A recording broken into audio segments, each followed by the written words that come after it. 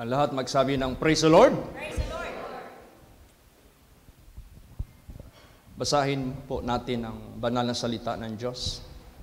Genesis 12 verse 2. Pakibasa. Praise the Lord. I will make of thee a great nation, and I will bless thee, and make thy name great, and thou shalt be a blessing. Kanino ito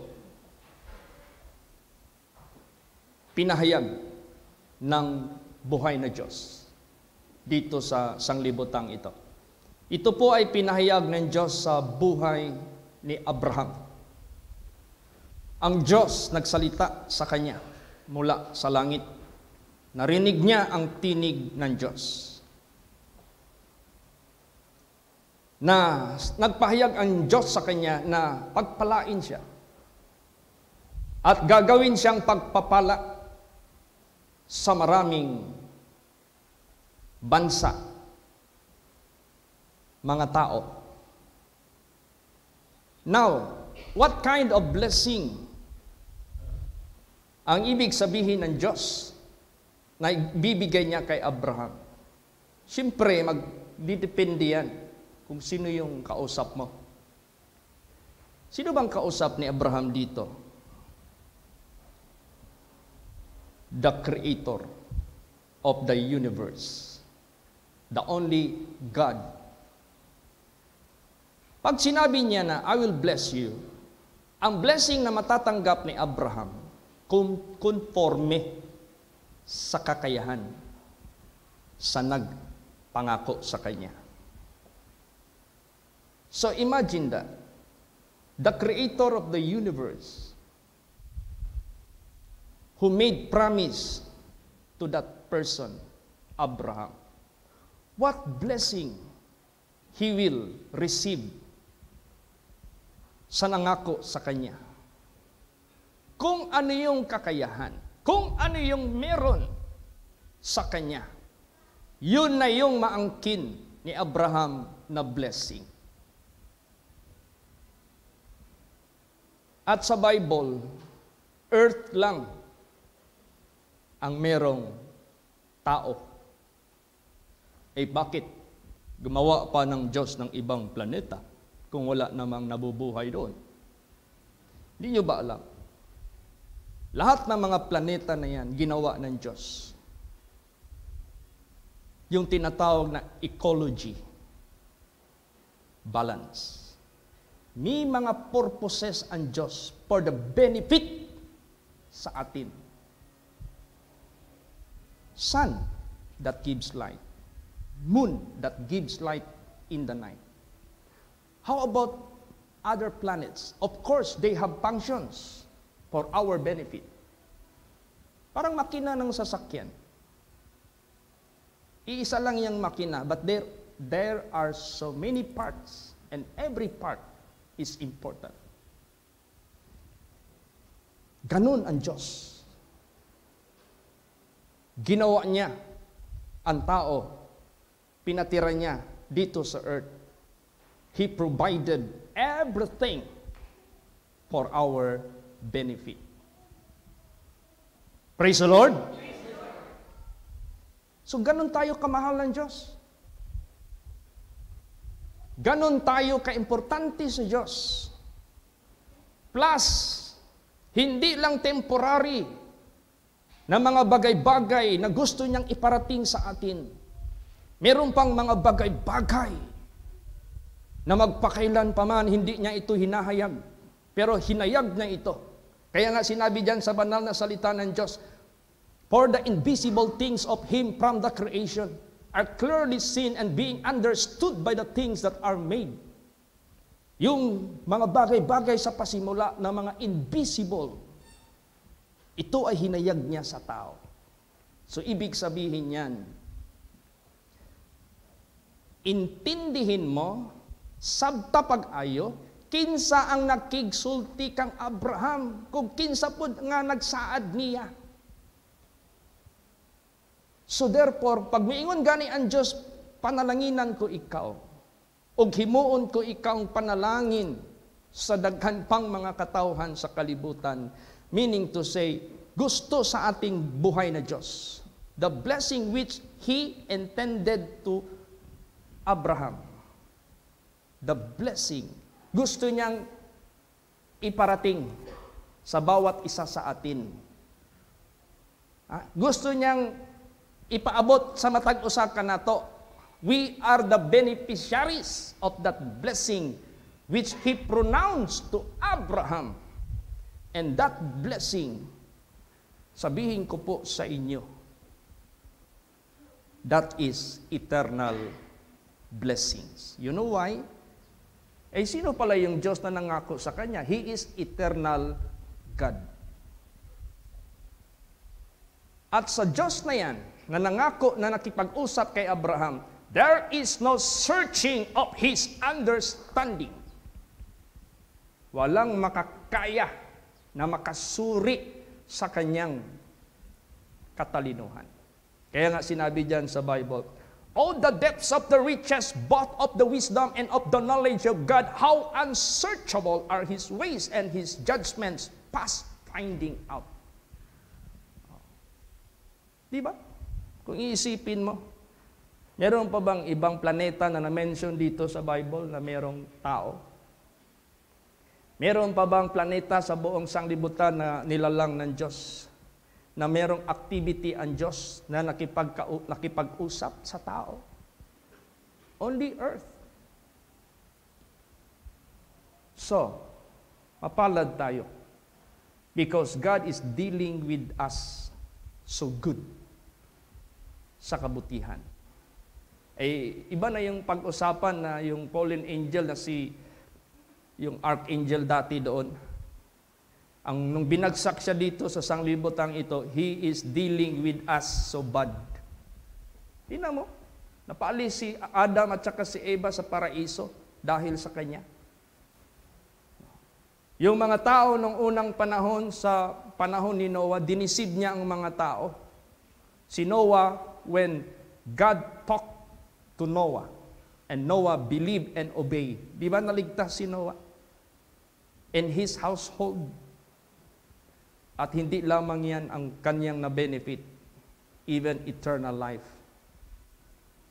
Once God will deal with you, and you believe Him and you obey Him, walang makapantay sa benefit na ibibigay niya sa iyo. Alam niyo yung Milky Way? Yung Milky Way na yan, nandyan na napapaloob ang lahat ng mga planeta. Solar system, nandyan na lahat. Nandyan na yung Earth, na napakaliit. If you travel the width of that Milky Way, sa layo niyan, hindi basta-basta yan. Hindi mo mabilang ilang taon. Kahit pa magsakay ka pa ng faster than sound or faster than light ang gagamitin mo, matagal ka makarating sa distance na yan. Kaya the Bible says, wala pang nakaakyat sa langit. Wala pa. Except Jesus. Akyatin mo yung langit. Ang science, ano man lang naakyat nila? Moon, Mars. Di ba? Pero yung langit na kung saan ang kaharian ng Diyos, walang makaakyat. Pero kung maniwala ka sa Kanya, hindi akyat ang tawag, you will be caught up. And you will be traveling so fast, kaya Kanyang dalhin doon. Ganon ang technology ng Diyos. Hindi kaya magawa ng tao sa sanglibutang ito. Kaya pag magsimba ka, always remember, God the Creator, siya ang kaharap mo. Siya ang kausap mo. Siya ang magpe-perform sa buhay mo ng goodness. Kaya pag nandito ka sa simbahan, consider sino yung nagsasalita sa pamagitan ng kanyang servant na ginagamit. Consider how God is faithful whatever He promised to you, to me, to us. Kaya huwag kang mag-alinlangan. Tingnan mo si Abraham. Bakit nagustuhan ng Diyos si Abraham? Because Abraham believed. And not only believed God, he obeyed. Sumunod siya. And that is the whole duty of man. To fear God and to keep whatsoever He asks you to do. And that is His commandments. Praise the Lord. Ano pa pala yung mga bagay-bagay na pinapagawa sa atin? Ano palang pangalan yan? Commandments. Because that is He would command to do sa tao. So si Abraham, blessing, hindi lang physical, hindi lang financial, hindi lang economical, o yung economic, but much more, yung kung saan ang Diyos, saan yung kaharian niya. Kakarating siya doon. Kaya, tingnan mo, basahin natin how God promised to Abraham. Basa, Genesis 18:18. Praise the Lord. Seeing that Abraham shall surely become a great and mighty nation, and all the nations of the earth shall be blessed in him. Yes. Meaning to say, pagpalain ng Diyos si Abraham, at gusto ng Diyos by Abraham, maging blessing siya sa lahat ng mga tao sa sanglibutang ito. So yung promise ng Diyos kay Abraham, hindi lang intended for Abraham, but this is intended for all mankind. Included you and me and us. Lahat tayo. Kasama tayo dyan. So, it is now time for us to open our eyes, to open our ears, to open our understanding to whom who spoke to Abraham. Kasi ang pangako ng Diyos kay Abraham, sinali tayo ng Diyos. Praise the Lord! Or else hindi na sana sinabi dito, and I will make you a blessing to all nations. And who are these nations? We. Tayo yan. Kaya, tingnan natin si Abraham. Why God considered Abraham as righteous man or person and entitled to inherit his blessings. Basahin natin so that we can learn from Abraham. Genesis 22, 17 and 18. Praise the Lord. That in blessing I will bless thee, and in multiplying I will multiply thy seed as the stars of the heaven, and as the sand which is upon the seashore. And thy seed shall possess the gate of his enemies, and in thy seed shall all the nations of the earth be blessed, because thou hast obeyed my voice. You see.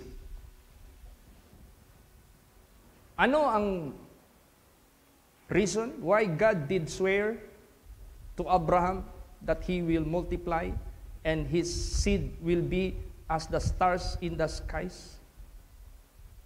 And he will bless his people?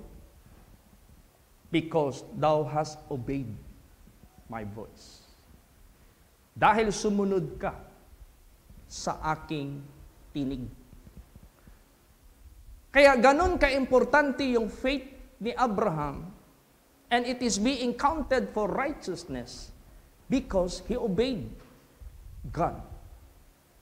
So yung pananampalataya natin sa Diyos, see to it accompanied with obedience. Hindi kay naniwala tayo sa Diyos and we receive His commandments, we receive His statutes from the Holy Scripture, and yet we do not obey. Hindi natin sinusunod. So ang mangyari ngayon yan, faith without work is useless.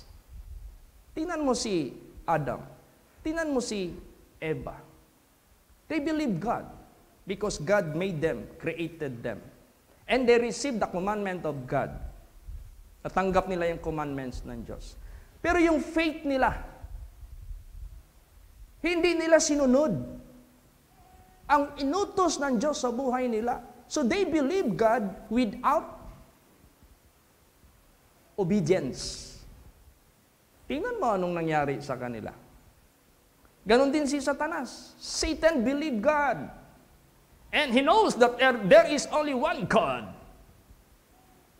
Pero he do not obey God. Useless. Kaya ang gusto ng Diyos, iparating sa buong mundo, God would like to bless all the people of the world. And He made Abraham as a model, as an example, that you must believe God and obey God as what Abraham did. Gusto kang matanggap mo yung blessing na pangako ng Diyos kay Abraham? Literally and spiritually? Then, believe God and obey His commandments. Yun. Ganon. Ang gusto ng ating Panginoong Diyos.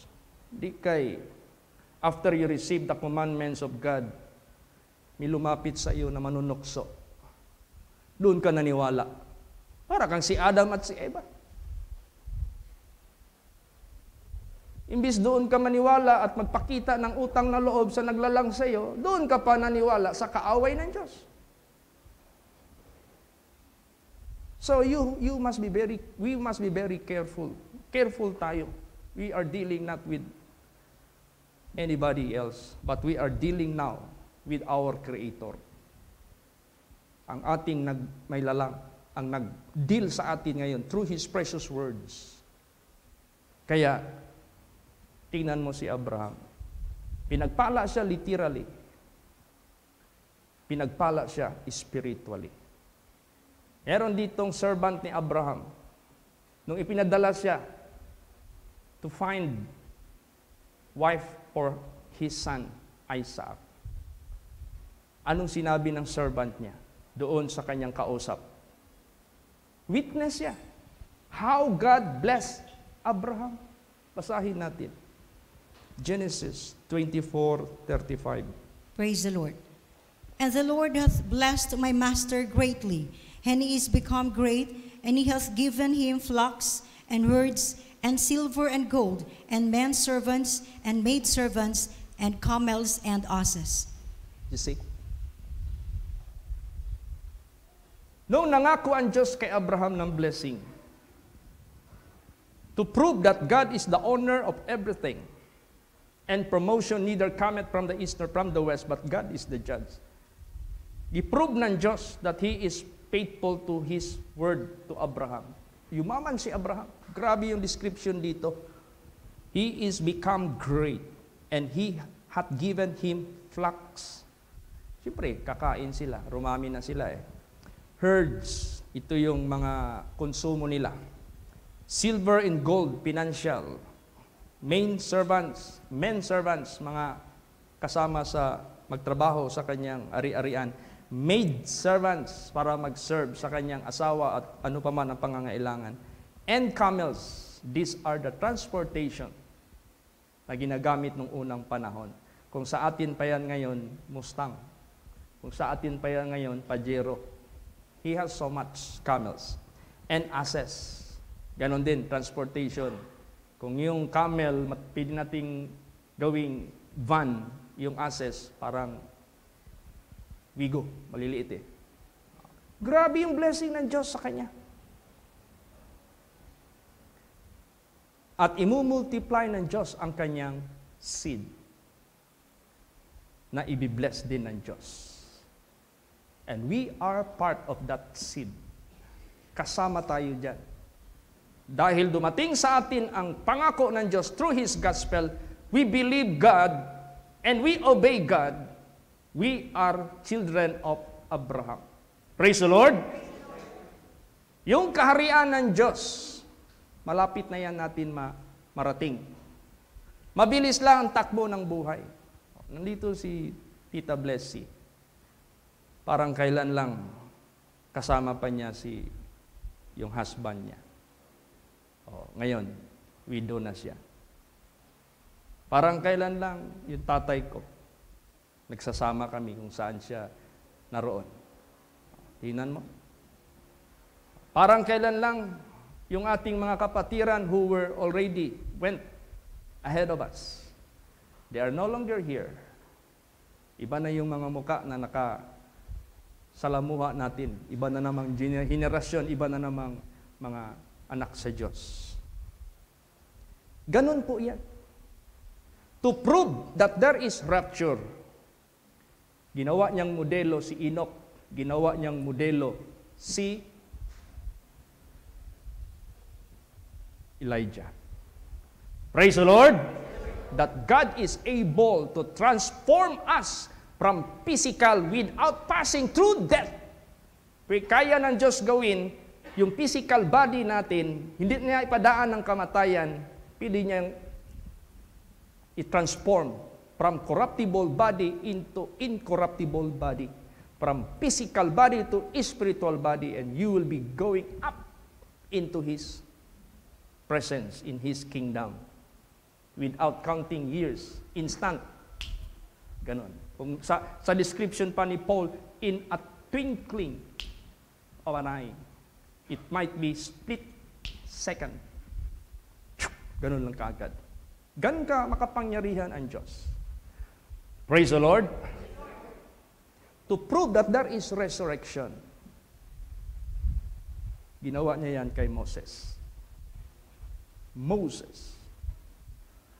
Tingnan mo yun sa New Testament, nakipag-usap si Jesus Christ, yung in the Mount of Transfiguration, because Jesus was transfigured. Biglang nagliwanag si Kristo, biglang nagliwanag yung damit niya, lahat, grabe ang liwanag. Kausap niya sino? Si Elias or Elijah. Kausap niya si Moses. To prove na kahit mamatay ka, He can resurrect you into eternal existence. Kaya, makapangyarihan ang Diyos na nag-deal kay Abraham, napakayaman niya. Kawawa yung mga tao na nagmamayabang, kawawa yung mga tao na nagmamataas at ayaw maniwala sa Diyos. Darating ang panahon, they will be dumb. Mapapahamak sila in the eyes of the Creator. Kaya, mapasalamat tayo because God is dealing with us so good, God is dealing with us so kind, God is dealing with us so loving, God is dealing with us so generous. Grabe yung pagka-generous ng Diyos sa buhay natin. Hindi niya pinapagkait ang meron dyan sa Kanya. His kingdom is offered to us. His life was given to us. Praise the Lord! Ano pang hahanapin mo? Maniwala ka pa dyan kay Satanas? Maniwala ka pa dyan sa kadiliman na nagdi-deceive sa'yo? Kailangan, let us come closer to God and let us embrace God and let us remain in Him. Patuloy tayo dyan. Let us be strong in the Lord. Kaya kailangan tayo ng time to worship God. Time to listen to His words. Time to please God. Time to serve God. Time to receive and do His commandments. Yan ang gusto ng Diyos sa buhay po natin. Kaya, i-bless ng Diyos ang lahat ng mga tao sa mundo. Basahin natin, Genesis 26:4. Praise the Lord. And I will make thy seed to multiply as the stars of heaven, and will give unto thy seed all these countries, and in thy seed shall all the nations of the earth be blessed. See? Pararamihin ko ang binhi mo. At dyan sa binhi, lahat ng mga bansa ng sanglibutan mabiblessed. And these are the people who believe and obey God. Ginawa niya lang pattern si Abraham. Praise the Lord. Kaya sumunod lang tayo ng buong puso. Ngayon, ang ginawa ngayon ng dyablo, nagpaulan siya ng maraming tukso. Nagpaulan siya ng maraming kaguluhan sa buhay ng tao para ang mga tao sabihin nila, where is God? Why is it this is happening to my life? God said, ganito. Kinukonfuse sila ng masamang espiritu. Why God let these things happen in my life? Ang mga tao naging complainer na, ang mga tao naging murmurer na, ang mga tao naging lahat ng mga blame do na ginagawa. Tapos si Satanas, yun na yung halakhak ng halakhak. Kasi na-deceive niya ang mga tao. Paano? Kulang ka ng counsel ng Panginoong Diyos. Importante yung counsel. Alam niyo po, meron kaming na-receive dito na pasyente. Naghikog. Mabuti na lang, nung nakahang na siya sa santol tree, naputol ka agad yung tali. Nahulog. Half dead siya. Nadala nila sa hospital, mabuti na emergency, naligtas pa. Dinala dito sa holy place. Yun, ang counsel ng Diyos. Yun yung nagbigay sa kanya ng pag-asa. Ang counsel ng Diyos, yun ang nagbibigay sa kanya ng reason to live. Bakit ang mga tao gusto magpapakamatay? Because binubulag sila ni Satanas. Tinutukso sila ni Satanas na wala ng reason mabuhay ka sa sanglibutang ito. Minsan, nilalagay sa utak ng mga tao yung self-pity. Self-pity. Wala na nagpapansin sa akin. Wala na nagmamahal sa akin. Kung ganun na lang, maghikog na lang ko. Okay lang, maghikog kas punuan sa kamatis. No problem. Kung maghikog yung ka ang tinuod, tingluuya ni mo. Impierno yung ka diritso. What is your sin? Murder. Whom you murdered? Yourself. Kaya do not ever do that. Be not deceived. Huwag kang magpa-deceive sa diablo. Yan nangyari kay Judas Iscariot. Sabi nga ni Jesus, it's good for you not to have been born. Kung yan lang ang gagawin mo. Nakita na kasi ni Lord Jesus sa unahan eh. Nung niremind siya ni Jesus Christ, hindi niya pinansin. Dinisregard niya pa ang lahat. Kinukonsensya na siya ni Lord Jesus, ayaw pa rin makonsensya. Kaya, where no counsel is, the people fall. Kailangan merong mag-counsel sa atin. He is counselor. One of his name is Counselor. Praise the Lord! Praise the Lord! Yan. Yung na-counseling, yun, na ano siya. Naalala niyo si Sister Brenda Anderson, who was married to an Australian manager ng Shell sa Manila. Namatay ang kanyang husband na nagmamahal talaga sa kanya at pinamahal niya talaga. Hindi niya makaya, hindi niya matanggap. Nawalan siya ng mabait na husband. Went to riotous living. Para daw siya malingaw, mag-inom, o mga makahubog, para lang siya malingaw, barkada dito, barkada din, bisyo, hanggang druga, lahat-lahat na. Nagkaroon na siya ngayon ng depression. Nagtitake na siya ng tranquilizer para lang makatulog. Yung kanyang tranquilizer, pataas ang dosage kasi hindi na mag-epekto sa kanyang system ng kanyang katawan. Hindi na rin siya makatulog. Yung nagtitake na siya ng Valium, kung ano-ano pa yung mga high dosage. Ngayon, sabi niya, hindi na-solve yung problema ko.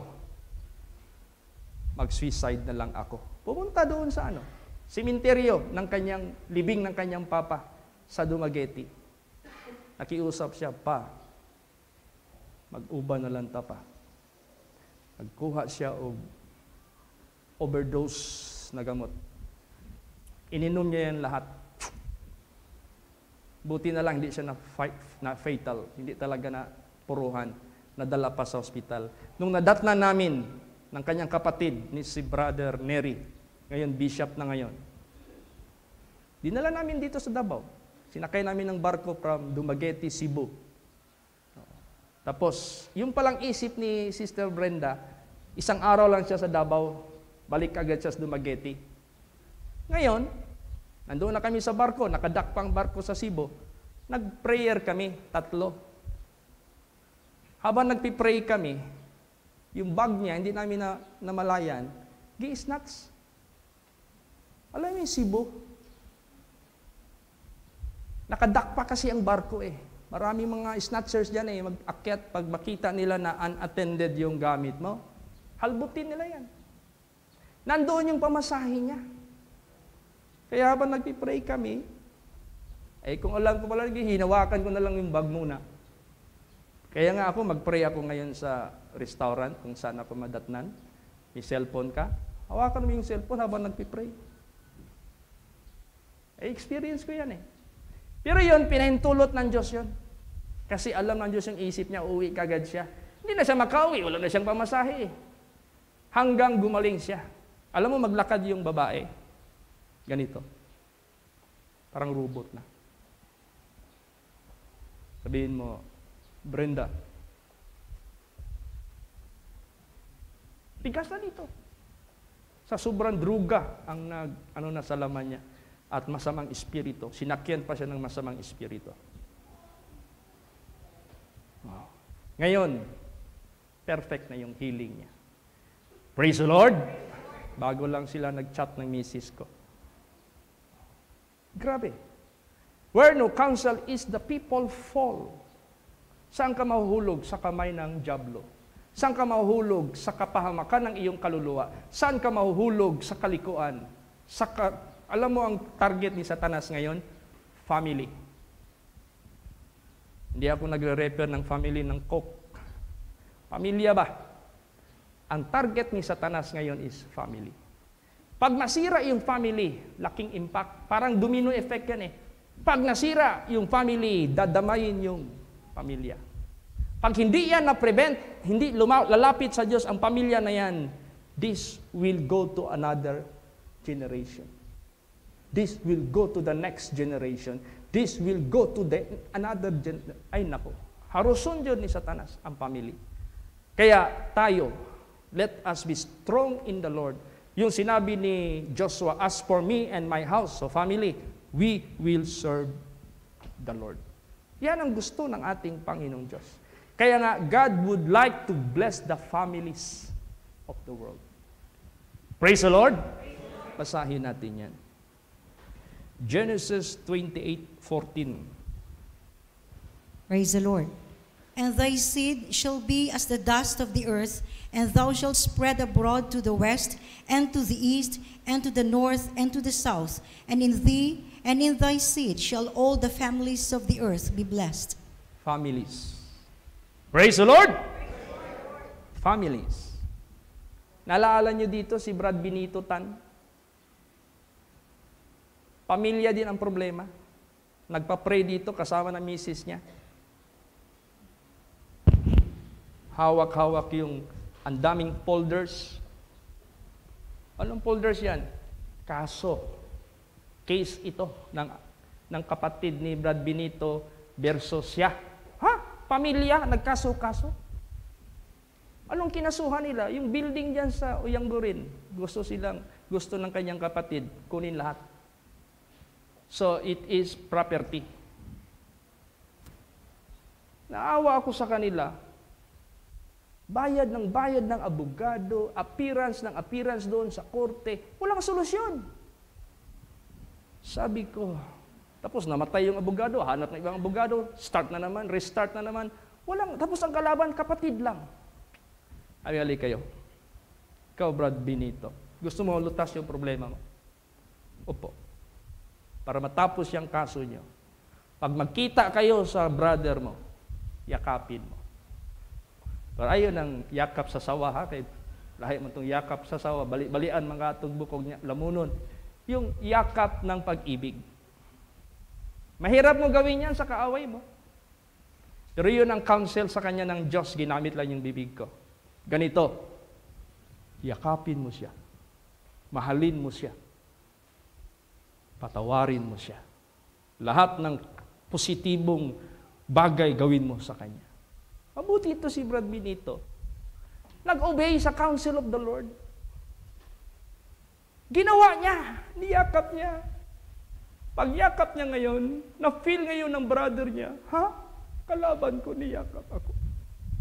Who am I to hate this person?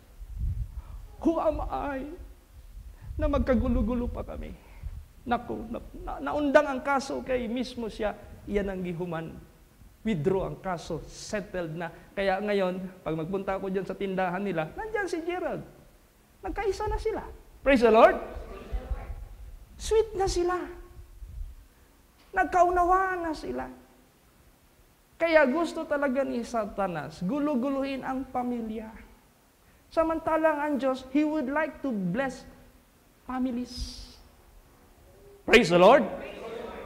Yung counsel ng ating Panginoong Diyos. May nagpa-pray dito minsan kay Pastor Samuel Gabre. Sa Iwa pa kami, kapitbahay kami ni Tita Blessy. Pastor, apoy ko, kung sa manimong ipaampo, dugay naming nagbulag sa akong asawa. Ambot aning mag-isa pa ba minabay may mga anak, Pastor. Samahan mo to ka kay Jesus nga ma-reconcile mo. Opo. Iprehan siya. In Jesus' name. Amen. Sige, hulata. One day, isang araw, pumunta siya sa restaurant. Hanap siya ng mesa. Puno. Merong doong bakanti isa, pero sharing. Nakatalikod. Sabi niya, baka pwede kong mapakipag-usapan na mag-sharing kami ng table. Napag-usapan niya, na nakatalikod, nag-agree. Pag upo niya doon, pagkain niya, pagtingala niya ang asawa niya. Nagtamaan yung kanilang mga mata. Bumalik yung feeling nila sa isa't isa. Para silang mag-shoota ang kanilang pakiramdam. Kaya, nag-together again sila. Praise the Lord! Balik. God would like to bless families.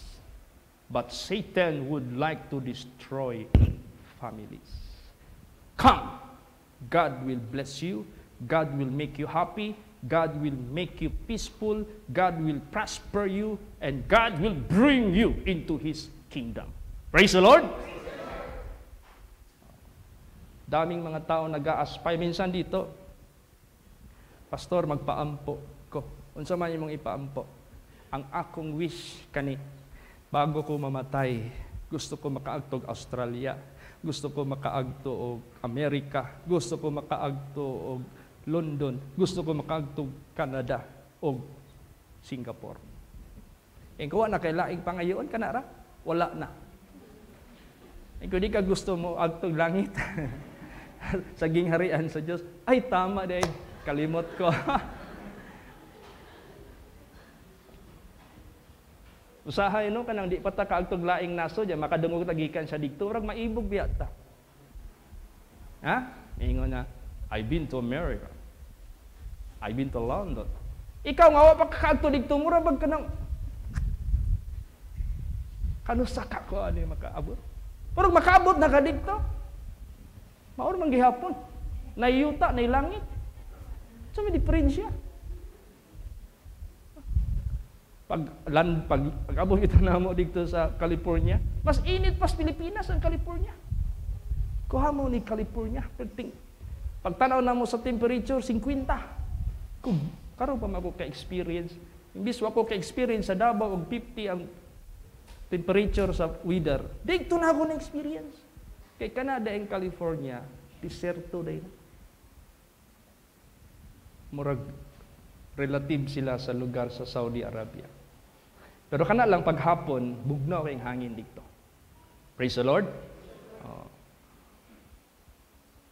Wala gyud sama sa dapit nga gingharian sa Dios. You know, when I went to Brunei and tried to find out the mansion of Hassan Bolkiah, one of the richest man in the world.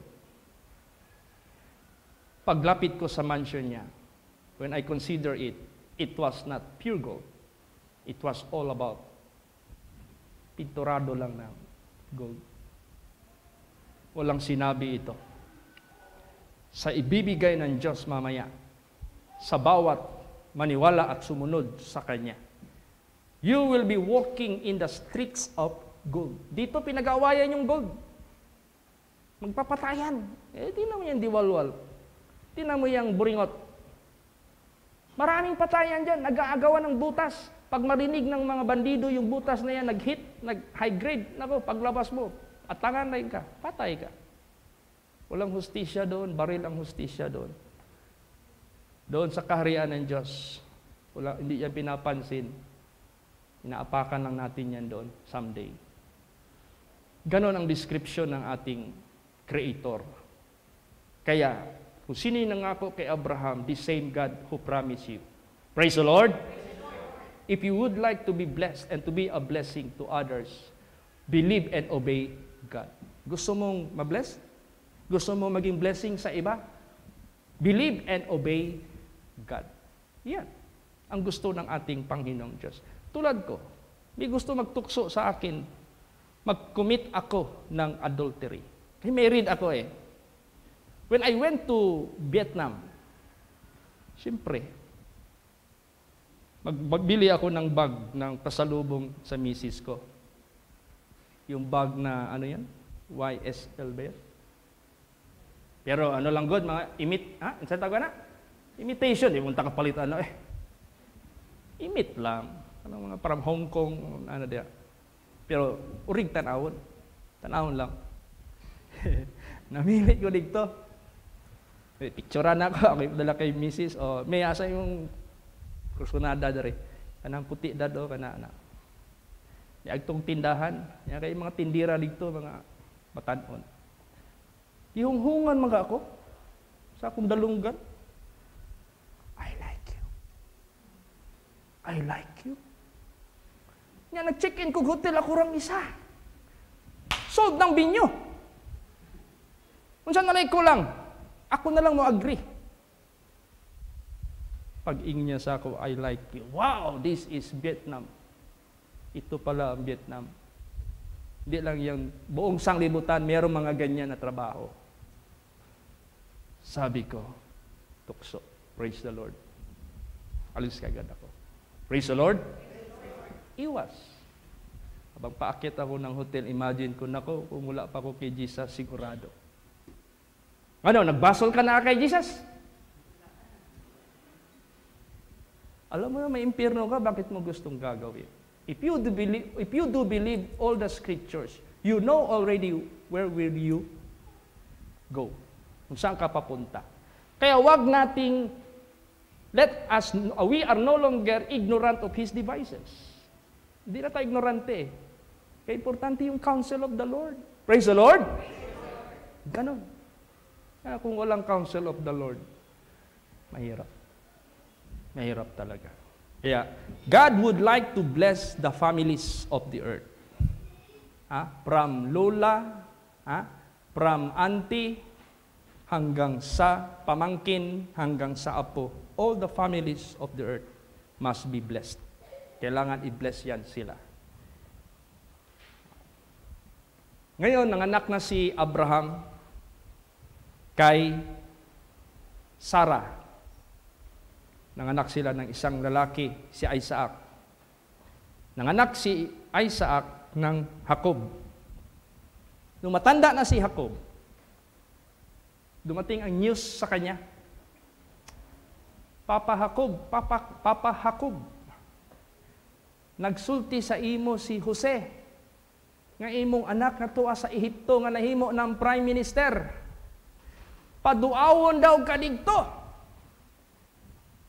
Ito kasing mga children of God, they never move without approval from heaven.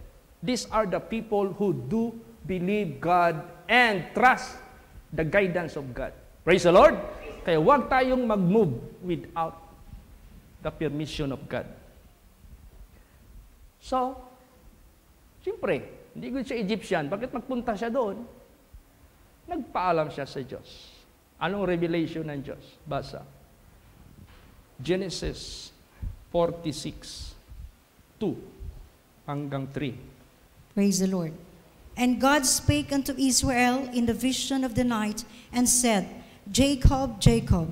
And he said, Here am I. And he said, I am God, the God of thy father. Fear not to go down to Egypt, for I will I will there make of thee a great nation. Yan. Yun na. Yun na yung fulfillment sa pangako ng Diyos kay Abraham. Praise the Lord. O bakit hindi natupad kay Abraham while he was still alive? Ganito. Although, hindi nila nakita yung fulfillment na i-multiply ng Diyos ang kanyang seed, but they are looking for a city or dwelling place whose builder and maker is God. Hindi yun ang importante masyado. Tulad nito kay Pastor Samuel Gabriel, hindi naman niya nakita, rumami tayo, di ba? Panahon niya dumating ako dito, 4 lang kami na mga senior pastors. So 4 lang ang kongregasyon. Ngayon, sa Pilipinas, 53. Sa labas ng bansa, 4. 2 sa Malaysia, London, tsaka sa Canada. Hindi niya nakita ang fulfillment. Pero that is not important. Maikli lang yung buhay natin sa sanglibutang ito. Praise the Lord. Ang pinaka-importante na makapasok ka doon sa kanyang hinanda sa iyo. Doon mo na makita lahat gaano siya kayaman, gaano siya kabuti sa atin. Kaya, dito pa lang sa sanglibutang ito, hindi niya tayo bibiguin. Matapos ang buhay natin sa sanglibutang ito, may nag-aabang sa atin na mas super pa na ating tatamuin. Kaya, God is really great na dumating sa atin. Believe and obey God. So anong nangyari? Saan sila inilagay ng Diyos nung pumunta siya? Basahin natin sa Egypt. Genesis 47:27. Praise the Lord. And Israel dwelt in the land of Egypt, in the country of Goshen, and they had possessions therein, and grew and multiplied exceedingly. You see? And Israel dwelt in the land of Egypt. Pumunta siya kasi God gave him the signal go. In the country of Goshen, doon sila nilagay. And they had possessions. Hindi sila nag-arkila. They have the possessions. And grew. Rumami sila and multiplied exceedingly. Yung Exodus kung tawagin from Egypt to Jordan to the Canaan, to the land of promise, there are approximately 2 million Israelites. Ipunin mo ang buong populasyon ng Davao, more or less ganon. Praise the Lord. Dami talaga. Hindi basta-basta. Ilan lang sila nagsimula? How many of them when Jacob went to Egypt? Bilang lang. Basahin natin ilan. Deuteronomy 10:22. Praise the Lord. Thy fathers went down into Egypt with 70 persons, and now the Lord thy God hath made thee as the stars of heaven for multitude. Oh, ilan lang sila? 70. Ilan ba yan 70? 60. Plus 10. 70 persons lang. Thy fathers went down into Egypt with 70 persons, and now the Lord thy God hath made thee as the stars of heaven for multitude. Dumami sila. Kaya huwag mong sabihin, hindi kayang ipulfill ng Diyos ang kanyang pangako. Gagawin niya yan 100%. Both temporal and eternal. Kaya huwag na natin paglaanan ng lugar sa isip puso natin ang pag-alinlangan sa Diyos. Huwag na nating paglaanan sa puso sa isip natin ang pag-disobey sa Diyos. Kailangan punuin natin ang ating isip puso sa pananampalataya sa Diyos at sumunod tayo sa Kanya na walang pag-alinlangan. Deny yourself. I-deny mo na yung sarili mo. Naalala niyo yan si Brad Benito, nung nag-backslide yan minsan. Tapos pumasok siya ng sugal. Ano sugal pinasok niya? Cockfighting, sabong.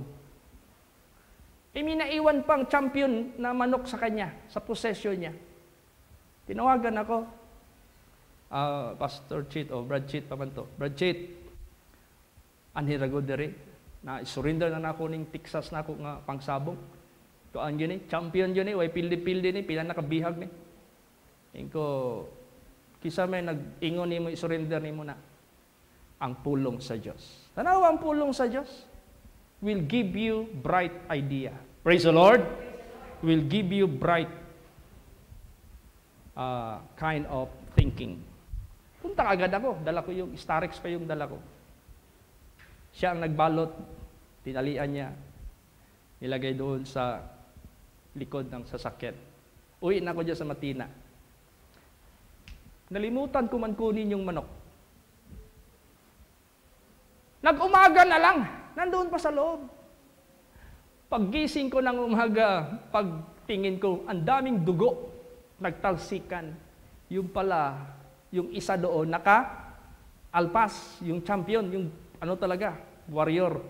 Yung isa hindi naka-alpas, sinapulan niya, ay anong kalaban-laban nung nakagapos? Sinapulan ng sinabi, yung mga dugo, talsikan. Pero buhay pa rin sila dalawa. Sabi ko, wow, ganito pala ka-tibay itong mga Texas na ito. Pero mas matibay ang Diyos kay Benito dahil natumba niya yung bisyo niya. Praise the Lord! Yung kapitbahay ko na first cousin ko, si Edgar Balbuena. Nakahiring, na merong nag-surrender ba na membro ko dito na Texas, lumapit sa akin. Chit, ay napatya, chit. Kanang isa, ana, ilisan ako, nagduha ka Bisaya. Kisa bungiro man to. Biko gar. Unsa ingnon sa akong membro nga akong gipakambihan ni nimo og kuan. Gipasa ra gihapon ako ang sala sa akong membro sa imo. Dili pwede gar. Kay gisurrender niya in good faith. Ako gyud ning i-execute para wa nay manabog. Nya ipasa na ako nimo. Ug gusto ka ihawan ng duha ka Texas, imuha ng isa, sudanon nato na. Ito isa-isa mi. Praise the Lord. O ibig sabihin yan, God will give us wisdom, knowledge, and understanding which Satan cannot deceive us. Yan ang pinaka-importante. Kaya, bakit nagkalukuluko ang buhay ng mga tao sa sanglibotang ito? Iinudyukan sila ng masamang espiritu. Gawin mo yan, gawin mo to. Di nagkalukuluko yung buhay. Walang kapayapaan, puro gulo. Example lang yung pamilya ni Brad Benito. Kailan nagkaroon ng peace? Kailan nagkaroon ng settlement? Ay yung pinakinggan nila yung counsel ng ating Panginoong Diyos. Praise the Lord! Ngayon ko lang talaga na si Gerald, yung bang nahimamat. Kasi hindi ko man yan makita yan, magpunta ko dyan. Ngayon lang yan. Kasi peace naman sila.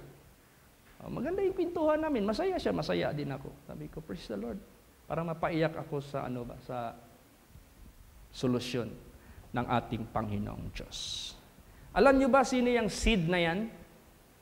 Kasi ma-notice ninyo yung seed ni Abraham, singular. By that seed, I will bless all nations. By that seed, I will bless all the families. Sino yung seed na yan? Basahin natin, Matthew 1:1. Praise the Lord. The book of generation of Jesus Christ, the son of David, the son of Abraham. Si Jesus yan. Basa, Romans 9:5. Praise the Lord. Whose are the fathers, and of whom concerning the flesh Christ came, who is over all, God blessed forever. Amen. Yes. See? Fathers, that is about Abraham, Isaac, Jacob, whom as concerning the flesh Christ came, who is over all. Siya na yung over all. God blessed forever. Last verse, Galatians 3:16. Praise the Lord. Now to Abraham and his seed were the promises made. He saith not, and to seeds as of many, but as of one, and to thy seed, which is Christ. Si Jesus yan. Praise the Lord! We are blessed by Jesus Christ. The promise of God which is being carried on to us by Jesus Christ. And this must be carried on continuously to other generation. Kaya tayo ngayon nag-bless ni Jesus Christ, maging blessing tayo sa ibang mga tao. Marami pang mabibless. Even though you will not speak, but your action speaks louder than your words. Alam mo nung si Brother Pabs na namimili pa yan noon, maliit pa yung buy and sell business. So karamihan binibili niya mga sira ng mga sasakyan. Merong shop dyan sa Mintal, doon niya pinapa-repair.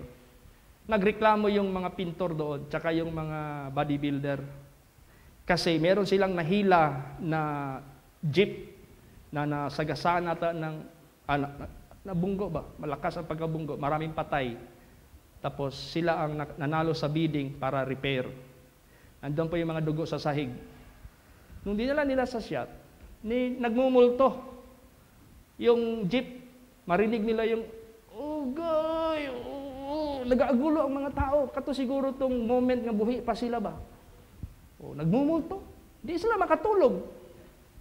Sabi, sir, yung may-ari, pwede ba ato ding pabinditahan, ato ding pari ining ato ang shop kay nga nung daghang gamulto din sa sakinan nga gibiran nato nga daghang nga matay. Sa mako man to nahitabo nga kuan sakinan. Siyempre, punta siya ng katedral kung saan yung parish church nila sa Bintal. Father, ako hangyo nimo. Ako pa blessingan ang akong shop kay daghang daw tang espiritu. Di katulog ang akong mga trabahante nga stay in. Sorry kaayo, sir. Daghang kay kong kaslon, daghang daw kay schedule. Wa jud koy kuan panahon. Tanawa listahan schedule, pulibok ko. Mao to si Brad Pabs ron nakadungog sa problema sa may-ari. Sir, nami pastor, sir. Pwede ni mo na i-request. Hindi man tayo kasing busy nila. Nagpunta kami doon. Kinas out ko yung masamang espiritu. Tapos, inobserbahan, nawala. Nagtapat yung trabahante. Sir, kisa to ikauban mo, sir, katong nag-anhi mo dari, sir. Pastor na mo to. Hala ka, sir, naraway may nakita niya, sir. Hindi ko man sila kaharap, hindi ko man sila kausap. May nakita daw. Kung sa may mong nakita. Ang iya habang lawas ba, sir, ba? Sa borderline sa iyang lawas na ay hayag kay, sir, nga murag fluorescent nga perting kahayag. Nya maglakaw gani siya, sir, mag-aninag, sir, gasunod-sunod sa iyang hayag. Hindi pa tayo nagsalita, pero nakita na nila ang presensya ng Panginoon. Kaya tayo, sa action lang natin, makikita na ang Spirit ng Diyos sa atin. Kaya, believe and obey, and you will be a blessing to many people. Praise the Lord! Kung may mga problema kayo, huwag kayong mag-atubili o do not hesitate to approach me. Meron kayong gustong i-open ng mga problema, para i-pray natin yan. Praise the Lord! Dami na yan dito, lumalapit. Marami related saan-saan, financial, family, personal, company, o whatever, job, ano pa yan lahat. Si Jesus Christ ang magbigay sa iyo ng best counsel at magbigay pa ng solusyon. Ang Diyos kasi hindi lang counsel kayang ibigay, susulbarin niya ang problema mo. Praise the Lord! Gagawa niya liliwanagin niya yung pamilya mo, liliwanagin niya yung buhay mo. Lahat i-repair. He is the repairer of the breach. Yung mga nasira na damage na kayang i-repair yan ng ating Panginoong Diyos. Praise the Lord! Naalala niyo si Sister Erlinda? Tumawag sa akin bigla, kahapon. Pastor Chit, ampuy ko. Ako tong manghihilot din sa Dunya Pilar. Kauban ni Susan. Praise the Lord, tama. Kumusta? Na ako'y problema sa akong balatian. Na daw siya'y hangin sa iyahang lawas. Ikaw, hiluton din mo, kay manghihilot bang ka? Di ba po ko kahilot sa akong kaugalingon? Dapat lahi ang mahilot. Kaluoy ba ni mo ay? Mura kag barbero nga daghang gigupitan niya taasog buhok kay di kagupit sa sarili. Mura kag panday daghan ang balay gihimo nya way sariling balay. Anyway, sige makampo ta. Alam mo yung anak nun, dinala dito minsan? Ganon. 4 times nang dinala sa mental hospital para rehab. Labas-pasok. 4 times nga Na-prayhan dito. Nung naprehan dito, sabi ko, Lord, kung sa may problema ni ining ulitawo, ayuha siya, Lord Jesus. Inormal ang iyang huna-huna tanan. I-cast out ang datang espiritu. I command you, spirit of disorder of mental condition. Pawa ka in Jesus' name. Get out, Satan. Nung umuwi, nagsakay, nagtaka yung mama. Ingon na yung mama, Mama, atong pakanon ni si Susan. Kay gisundo ta gihatod pag magsimbag ihatod pag gyud ta basi gigutom ni. Uy, natingala yang mama, ha? Anak ka naka-concern? Anak ka naka-mindful? Anak, mutuo mog dili. Last na mong kita dito sa kapitan diha sa Pampanga, barangay. Testimony gud siya. Pastor Chit, wa nagi ikalima. Ngani abot akong anak. Upat ra gyud ko tod kay since na ampuan nimo siya. Balik tanan karon buutan na kay siya, kugihan na kaayo siya. Kung asa man siya ron, nanabaho na. Salamat. You see? Praise the Lord. There is nothing too hard for Him. Walang mahirap sa Panginoon. Di lang daw makaan Sister Elinda kay layo, Pampanga God. Imagine ang Pampanga. Basta-basta na. Layo-layo po na. Praise the Lord. Because sige lang. Na opportunity makabisita lang gihapon ko sa inyo. So kaya let's pray to believe and to obey God and maging blessing tayo sa iba. Marami pang mga tao no, lalapit sa Panginoon. Huwag nating tanggihan sila. Praise the Lord. Paduulo nato sila sa Ginoo. We are not offering religion. We are not offering anybody, but we are offering the only one God. Siya lang yung makapagligtas ng tao. Siya lang yung makapagbago ng tao. Sa Bible pa, He is the only one that could make miracle. Ang tao day, ano man ang bakal, lupad man lagi, miracle man na. Ano man lagi ng barko, bakal man na, mulutaw man na, miracle man na. Ang tao na ay miracle. Mutuo mog dili.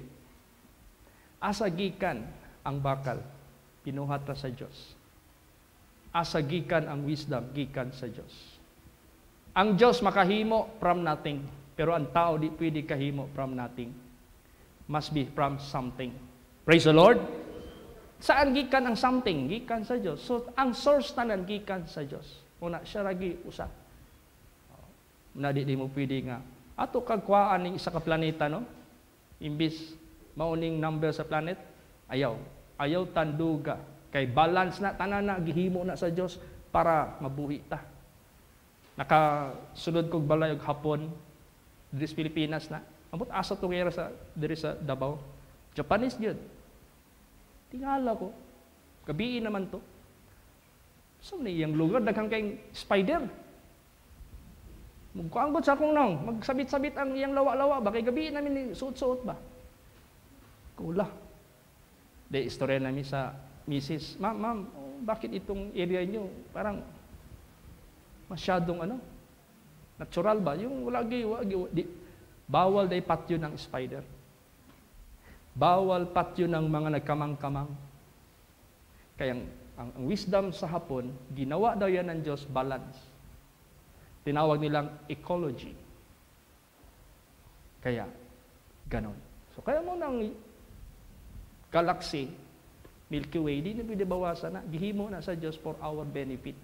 Kay basig na matanggal din na takabalo si epekto na basig manglupad tantanan. Kay kinirabang earth kay spin ba na. Pero tingala ka, di ta mga lagpot. Praise the Lord. Tingala po ko, magsakay kong aeroplano, maglanding 300 km per hour. Sug naman kayo na. Pero mulupad na gani, abot na 900 km per hour. Ano mas kusog, mas taas? Wala may gravity ka dito. Wala na imupugong ba? So, iko ani day. Ko bahalag. Dihara ko to bang atong experience. At least, God is so wonderful. Praise the Lord. So come to the Lord Jesus Christ and obtain blessing.